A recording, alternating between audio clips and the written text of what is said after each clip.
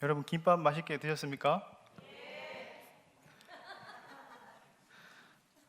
역시 우리 저게 어머니들의 힘은 위대하다. 예, 앞에서 나오셔서 찬송을 하시는데 앞으로의 참 우리 하실 일들이 참 기대가 됩니다.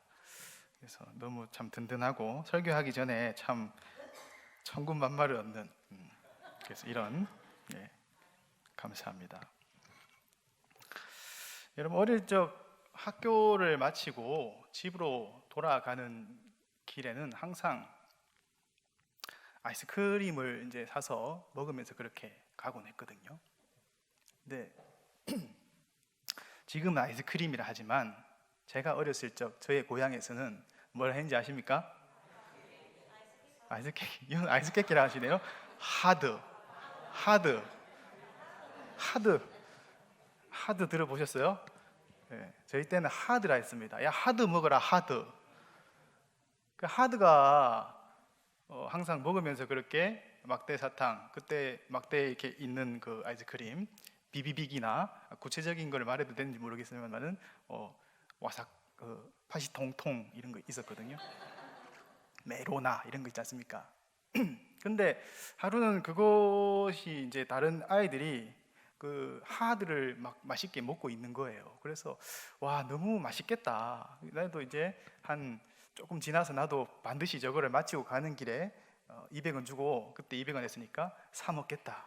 배루고 며칠을 배루다가 이제 수업이 딱 마치자마자 바바바바 달려가서 하드를 집었습니다. 근데 집어서 먹으면서 가려고 이렇게 뜯으려고 하는 순간 갑자기 그 어떤 행색이 초라한 그 거린 같은 한 분이 계셨는데 갑자기 저에게 막 달려오시더니 이거를 나를 둬 이러시는 거예요. 제가 며칠 동안 이걸 벼르고 있었던 게 아닙니까? 200원 모으는데 얼마나 힘들었는데 하루에 50원씩 모아갖고 4일을 겨쳐서 그렇게 모았는데 갑자기 그걸 달라시는 거예요. 저는 순간적으로 방어를 하듯이 아이스크림을 제 품으로 딱 숨기고는 안 돼요 하고 바로 도망가듯이 이제 달렸습니다. 그런데 몇 발짝 가지 않아서 갑자기 딱 생각나는 게 그날 주일에 전도사님이 설교하셨던 게 있었어요. 야, 예수님이 찾아오는데 가난한 자의 모습을 하고 찾아온대. 거린의 행색을 하고 그렇게 찾아와서 너한테 도와달라 하면 네 도와줘야 되는데 안 도와주면 나중에 후회한다. 그 말씀을 하셨던 게 하필 그 주간이었어요. 그래가지고 그래도 어린 마음에 참 순수했던지 다시 이제 발걸음을 돌려서 이거 어떻게 하지? 고민하다가 이게 뜯으려 하던 걸 내놓고 다시 그분한테 가서 딱 드렸어요. 씩 웃으면서 그분은 맛있게 드셨어요. 그렇게 참 안타까운 일들 뒤로 한 채 제가 이런 이야기를 드리는 것이, 그때 예수님께서 가난한 그런 거린의 모습으로 우리에게 찾아온다 이렇게 말씀을 그때 하셨었는데, 사실 예수님께서 우리에게 찾아오시는 것은 그런 어떤 가난한 자를 통해서 말씀으로 우리에게 찾아오시는 것이겠죠. 그래서 만약에 그날도 예수님께서 말씀을 하셨다면 너는 왜 가난한 자를 도와주지 않았냐, 너 아이스크림 한 개 그렇게 먹고 싶더냐, 뭐 이런 식으로 말씀을 해오시지 않으시겠어요? 그런 어떤 생각을 하면서 제가 오늘 이렇게 말씀을 드리는 것은, 오늘의 주제가 이제 이웃 사랑에 대한 내용입니다. 이웃 사랑에 대한 내용이기 때문에 이 말씀을 한번 드리면서 그러면 누가 우리의 이웃일까라는 이런 어떤 주제들을 한번 생각해 보려고 이런 말씀을 드립니다. 오늘 우리가 읽었던 본문 말씀을 보면 율법 교사가 예수님께 찾아와서 질문을 합니다. 질문을 하기를 어떻게 하면 영생을 얻을 수 있겠습니까? 그러자 예수님께서 율법에 가장 기록된 것이 무엇이냐 했을 때 율법 교사가 대답하기를 하나님을 사랑하되 힘과 마음과 뜻을 다해서 사랑하고 또한 내 이웃을 내 자신과 같이 사랑하라. 그 두 가지를 딱 말씀을 하는 겁니다. 그런데 이 율법 교사가 처음부터 그냥 예수님께 말을 했던 것이 아니라 시험을 하기 위해서라고 이렇게 성경은 기록하고 있거든요. 처음부터 의도가 그렇게 좋지 않은 의도죠.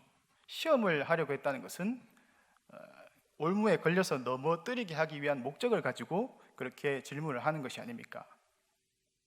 그런데 그 예수님께서 했던 말을 질문에 대해서 하나님 사랑과 이웃 사랑입니다, 이렇게 대답을 잘 하고 나니까 자기가 마침 이 질문을 잘했다는 어떤 율법 교사의 어떤 그런 어떤 막 잘했다는 이런 생각 속에서 너무 즐거운 거예요. 그래서 더욱더 잘난 척을 하고 싶어서 예수님께 재차 질문하기를, 그러면 누가 나의 이웃입니까? 이렇게 질문을 바로 딱 하는 겁니다. 그러자 예수님께서는 다른 말도 더 이상 하지 않고 바로 우리가 잘 알고 있는 선한 사마리아 비유 또는 착한 사마리아 비유, 이 이야기를 그 율법 교사에게 해주기 시작하는 거예요. 다들 알고 계시겠지만 강도 만난 사람이 있었습니다. 예루살렘에서 여리고로 내려오는 이 지점에 강도 만난 사람이 옷도 다 벗김 당하고 수도 없이 많이 맞아서 피를 흘려서 죽을 위기에 처해서 신음만 하고 있었던 그런 상태였죠. 그런데 그런 어떤 강도 만난 사람을 놓고는 그 길에 마침 제사장과 레위인이 이렇게 지나가기 시작합니다. 예루살렘으로서 여리고로 내려오는 이 길은 제사장과 레위인이 항상 오가는 길목이었어요. 항상 하나님께 제사를 드리기 위해서 성전을 오르기 위해서 오가는 길이었기 때문에 그들이 항상 익숙하게 다녔던 길이라는 것이죠. 근데 마침 제사장이 처음 딱 지나가는데, 제사장이라면은 우리의 기대로서는 율법을 잘 지키는 사람으로서 이웃 사랑하라는 그 뜻을 잘 알기 때문에 이 강도 만난 사람을 당연히 도와줘야 할 것 같지만 도와주지 않습니다. 그냥 보고는 그냥 길을 지나쳐 버리죠. 그냥 죽게 내버려 둔 채로. 우리의 기대가 무너지는 순간이죠. 두 번째, 레위인도 역시 그 길을 가는 길에서 마침 강도를 만났지만 그 역시도 그 강도 만난 자를 뒤로 한 채 그냥 자기 길길을 가버립니다. 여러분, 제사장과 레위인은 율법에 능통한 자입니다. 그가 율법 교사가 말했던 하나님 사랑과 이웃 사랑을 모를 리가 없지 않습니까?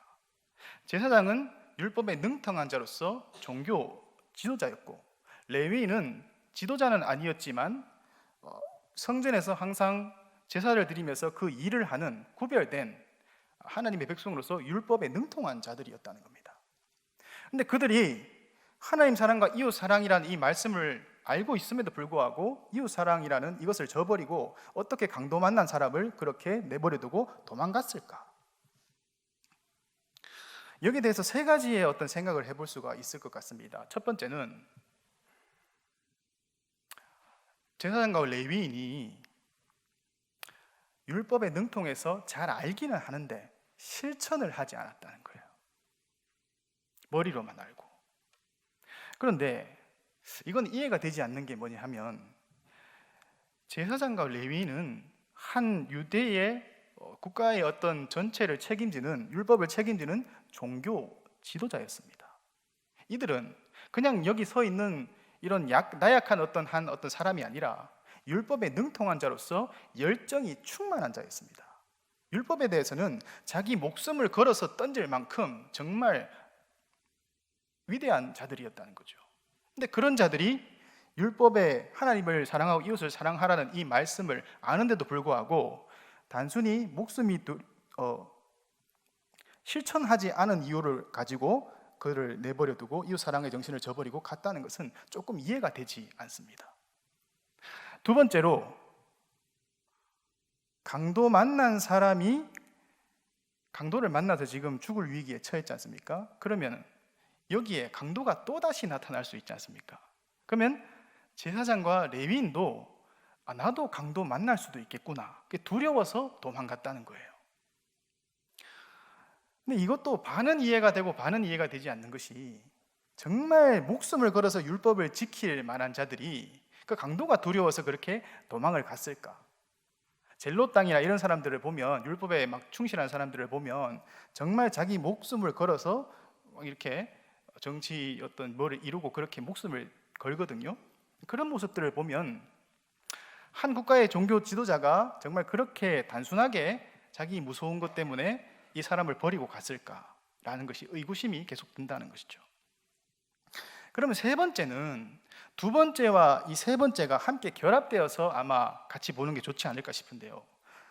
당시 팔레스타인에 있었던 주후 1세기에 있었던 사해 문서나 쿰란의 문서들을 보면 주 1세기의 팔레스타인 지역에는 이방 민족들이 굉장히 많이 들어와서 살기 시작했다는 거예요. 우리가 보면 로마 지역이나 이런 어떤 헬라 문화권이 들어오면서 유대 민족들만 그 예루살렘에 살았던 것이 아니라 이방 민족들이 굉장히 많이 들어오는 것을 볼 수 있지 않습니까? 다른 복음서를 보더라도. 그러니까 이방 민족들이 이미 들어와서 유대인과 섞여서 살기 시작했다는 겁니다. 근데 쿰란 문서에 보면 다른 어떤 그 고대 근동 지역의 문서들을 보면 유대인들은 생각하기를 이방인은 하나님의 빛에서 떠난 어둠의 자식들로 다 이해를 했다는 겁니다. 그러니까 어둠의 자식들이니까 이들은 구원받아서 되는 존재가 아니고 하나님의 심판을 받아야 되는 사람들이라는 겁니다.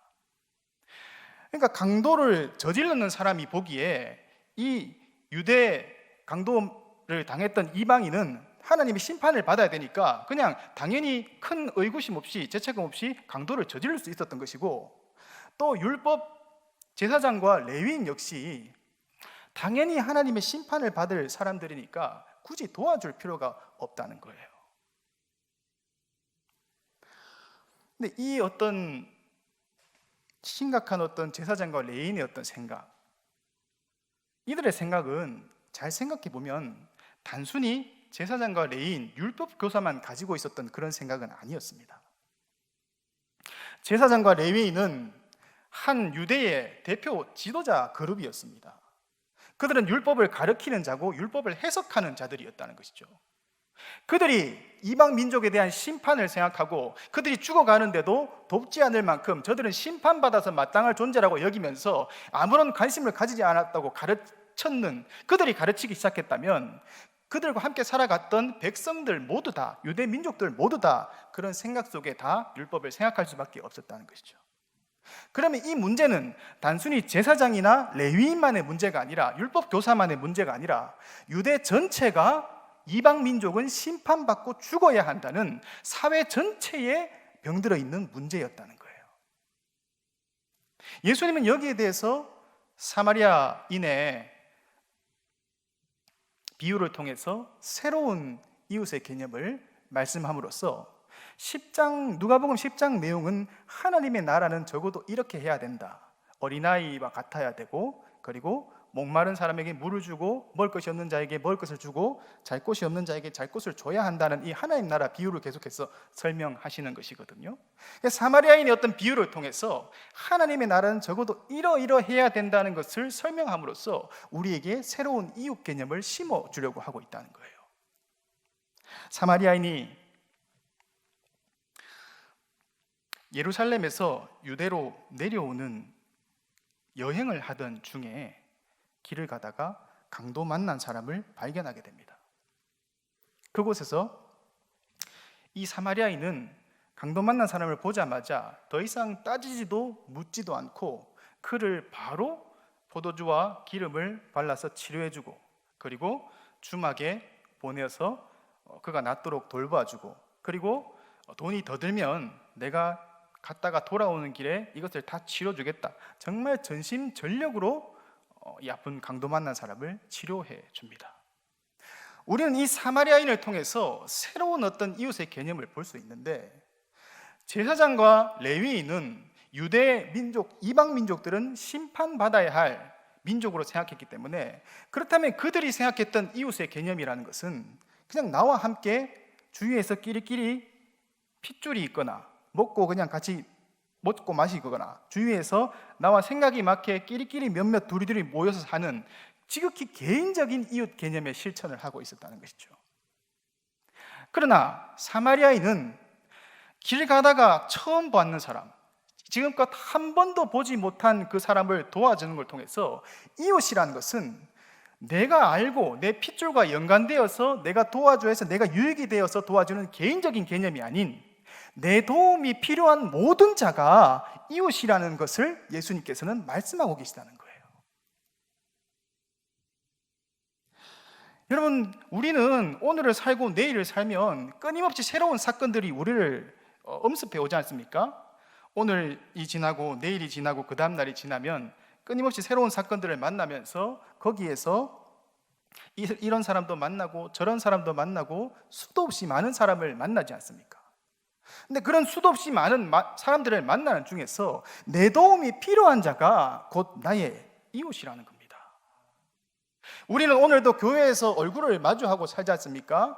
오늘 보고 내일 보고 그 다음 날 보고. 그러나 새로운 사건들을 모두 다 경험하면서 어떨 때는 얼굴이 어두울 수도 있고, 어떨 때는 어떤 문제 때문에, 자녀 문제나 어떤 직장의 문제 때문에 괴로워할 수가 있잖아요. 그러니까 그럴 때마다 나의 도움이 필요한 자가 곧 나의 이웃이라는 거예요. 나와 가족이라서, 나와 맨날 그냥 같이 보기에, 친하기에, 생각이 맞기에, 그래서 이웃이라는 것이 아니고, 나와 함께 살아가더라도, 나와 아무 관계가 없더라도 나의 도움이 필요한 곳이 곧 나의 이웃이라는 것이죠.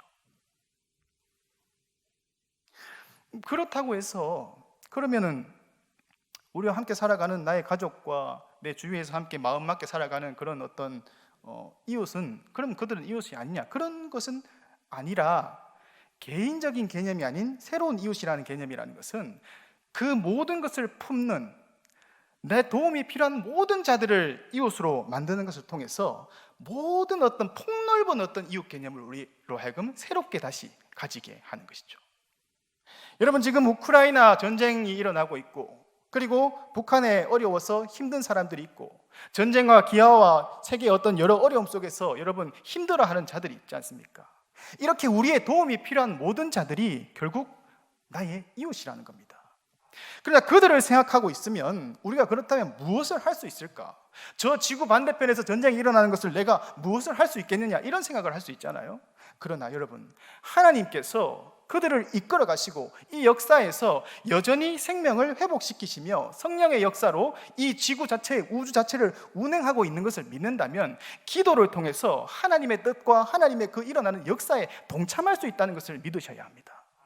작은 기도로부터 작은 실천을 통해서 우리의 실천들은 구체화시켜 나가는 걸 통해서 내 이웃에 대한 사랑을 실천해 나갈 수 있어야 되는 것이죠.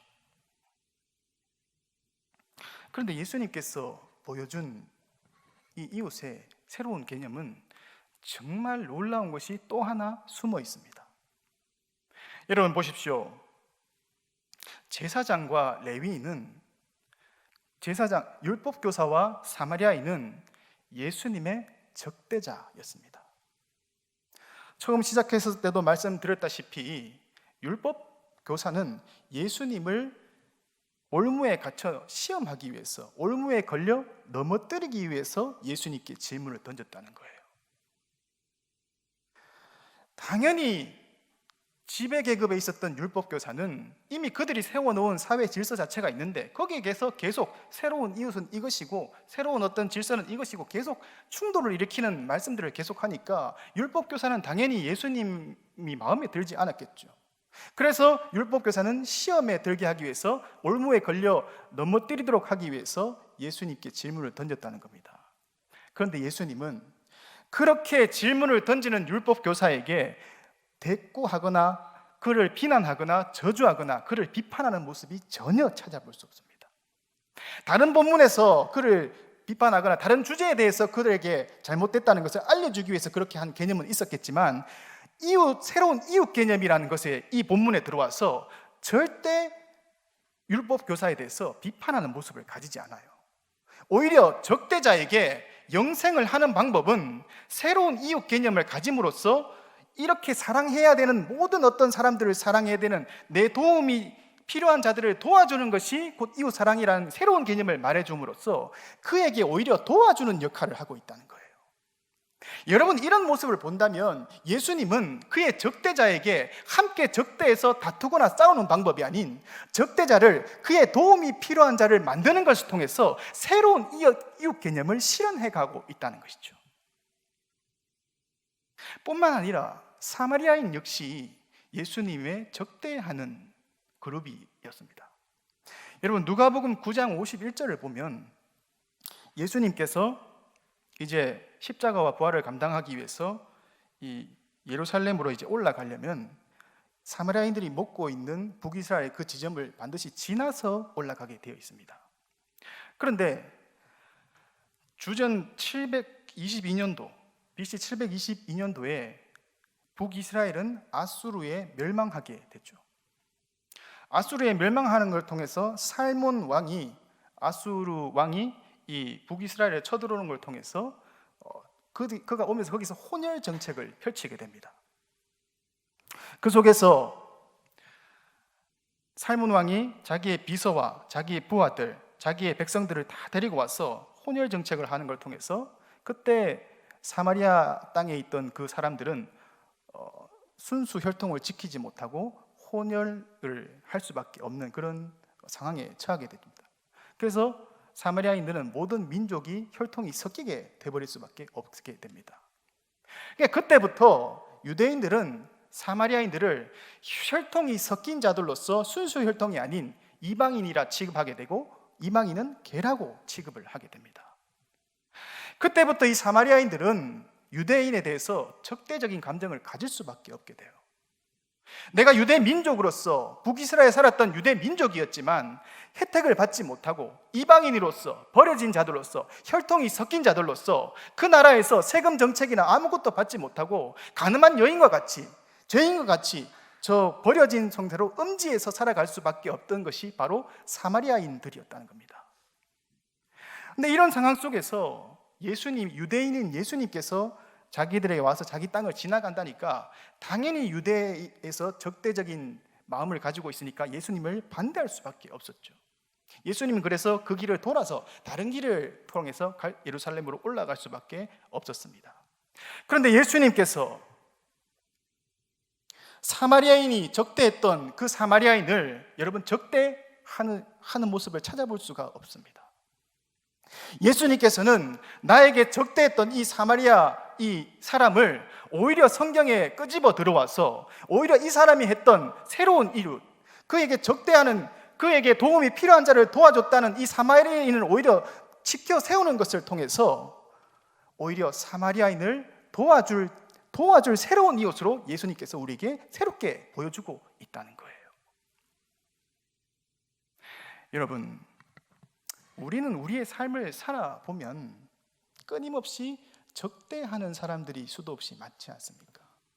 여기에 앉아 계신 권사님, 장로님, 집사님 모두 인생을 살아오실 때 적대하는 자들과 항상 부딪히며 살아올 수밖에 없지 않았습니까? 행복하게 살고 싶었지만 직장에서 일이 풀리지 않을 때 상사가 나의 적대자가 될 수 있었고, 나를 애먹이는 사람과 또는 나의 뜻이 맞지 않은 사람이 있으면 그 모든 자가 사실 적대자가 되지 않았습니까? 우리의 삶은 항상 적대자들로 가득한 삶이었다는 거예요. 그러나 예수님은 그 적대자는 적대하고 그들을 저주하고 그들을 버려야 될 대상자가 아니고 적대자를 오히려 도와줄 대상으로 바라보는 것을 통해서 하나님 나라는 이런 것이다, 적대자는 우리가 도와주는 새로운 이웃의 개념을 통해서 하나님 나라는 이렇게 이루어지는 것이라는 것을 우리에게 새롭게 보여주고 있다는 것입니다. 여러분, 우리에게 마음을 힘들게 하는 원수가 있습니까? 적대자가 있습니까? 우리는 그를 비방하고 함께 싸우면서 똑같은 방법으로, 세상과 같은 그런 방법을 써서 될 존재가 아닌 그를 도와줄 대상으로, 내가 도와줘야 하고 그를 보듬어줘야 할 대상으로, 그래서 우리가 새로운 이웃으로 바라보기 시작할 때 우리 삶 가운데 하나님의 나라는 새롭게 이루어지기 시작할 줄 믿습니다. 그런데 여러분, 우리는 왜 이런 일을 해야만 합니까? 적대자를 마음이 맞지 않고 뭔가 맞지 않는 이런 사람들을 도와줘야 할 대상으로 본다는 것은 사실 어려운 일이지 않습니까? 다 해보시면 알겠지만 거의 불가능에 가까울 만큼 힘든 일입니다. 왜 우리는 이 일을 해야 하는 것일까요? 여러분, 성경은 항상 말씀하고 있지만 우리가 왜 이것을 해야 되는지 목적이 정확하지 않는다면, 내가 살아가야 하는데 이것을 무언가를 해야 되는데 이 목적이 정확하지 않는다면 그것을 순간적으로 해 나갈지라도 어려운 일들이 닥쳐오고 흔들리기 시작하면 우리는 주저앉을 수밖에 없다는 거예요. 그게 연약한 인간이지 않습니까? 그러나 우리가 이것을 해야 하는 목적이 명확하면, 내가 이것을 해야 되는 미래가 명확하게 내게 보이기 시작한다면 우리는 아무리 어려운 일들이 몰려와도 그것을 이겨내고 결코 나의 적대하는 세력들을 나의 이웃으로 만들 수 있는 그 길을 갈 수 있게 될 줄로 믿습니다. 우리는 왜 이렇게 적대하는 자들을 이웃으로 보아야, 나의 도움이 필요한 자들로 그렇게 보아야 하는 것일까요? 여러분, 오늘 말씀을 처음에 시작할 때 봤던 하나님을 힘과 마음과 뜻을 다해서 사랑하라. 근데 하나님을 사랑하라고 했지만 실제로 하나님을 사랑하려고 해보면 사랑이 어떻게 하는지를 알 수가 없습니다. 하나님은 눈에 보이지 않고 초월적으로 존재하는 분이기 때문에 우리가 사랑을 해야 된다고 마음을 먹었지만 어떻게 사랑해야 되는지를 알 수가 없어요. 여러분, 눈에 보이지 않는 이 하나님을 어떻게 사랑하겠습니까? 내가 하나님을 온 힘을 다해 사랑하겠습니다, 이렇게 하면 사랑이 이루어지는 것이겠습니까? 하나님은 우리와 질적으로 차이가 나는 존재이고 우리가 볼 수 없는 존재이기 때문에, 그래서 하나님을 사랑하되 힘과 마음과 뜻을 다해 사랑하라 했지만 그 또한 이웃을 내 자신과 같이 사랑하라는 말을 함께 우리에게 주심을 통해서 하나님을 사랑하는 것이란 결국 이웃 사랑하는 것을 통해서 하나님 나라가 우리에게 주어진다는 것. 하나님을 사랑하기 때문에 그가 말씀해 주신 이웃 사랑, 그 이웃 사랑하는 것을 통해서 우리 삶 가운데 하나님의 나라가 이루어지는 것을 볼 수 있기 때문입니다. 여러분, 우리의 삶은 오늘날 우리가 보기 시작하면 어떤 것도 사실 보잘것없는 삶이고 가진 것 없는 삶이고 사실 사마리아 여인과 같이 버려진 우리의 삶이지 않습니까? 우리는 오늘도 수도 없이 많은 버림 속에서 그렇게 살아갑니다. 어떨 때는 자녀에게 버림받을 때도 있고, 어떨 때는 아버지와 부모에게 버림받을 때도 있고, 세상으로부터도 늘 혼자 버려진 채로 머리 둘 곳 없어서 버려진 사마리아인과 같은 그런 삶을 살아가지 않습니까? 그러나 여러분, 내 도움이 필요한 자를 돕는 이 역사를 통해서, 내 도움이 오늘도 필요한 자를 도와주는 이 일을 통해서 하나님의 통치가 우리 가운데 임하는 놀라운 경험을 하게 될 것입니다. 하나님은 오늘도 이 역사에서 생명의 탄생을 도우시고 전쟁의 아픔과 마음의 상처와 아픔을 당하고 있는 자들을 위로하시는 역사를 끊임없이 이루어가고 있지 않습니까? 거기에 동참하는 것이 바로 이웃 사랑이라는 거예요. 그렇게 이웃 사랑하는 걸 통해서 우리는 하나님의 나라가 우리에게 이루어지는 것을 보게 될 것입니다. 내가 이웃을 사랑하려고 내가 적대자를 내 새로운 이웃으로 만들려고 동참했는 것 같지만 사실은 하나님의 역사가 우리를 품는 놀라운 경험으로 들어가게 될 것입니다. 오늘 우리는 이웃 사랑을 통해서 하나님의 역사로, 하나님의 품으심으로, 하나님께서 버려진 우리를 다시 세워주시는 이 사마리아인의 역사로 들어가게 되는 줄로 믿습니다. 여러분, 저와 여러분의 삶은 늘 버려진 삶이었습니다. 그러나 사마리아인은 그를 버렸던 그가 적대자로 도와야 할 대상을 도와주는 것을 통해서 하나님의 나라를 경험할 수 있다고 했는 이 말씀처럼 우리에게 도움이 필요한 자를 돕는 역사를 통해서 하나님께서 우리를 덮어주는 놀라운 역사, 하나님께서 우리를 하나님의 나라로 들어가게 하는 이 역사, 여러분 경험하게 되는 줄로 믿습니다. 저와 여러분의 삶이 하나님의 통치 속에서 살아갈 수 있는 우리의 삶이 될 수 있기를 간절히 소망합니다. 기도하겠습니다.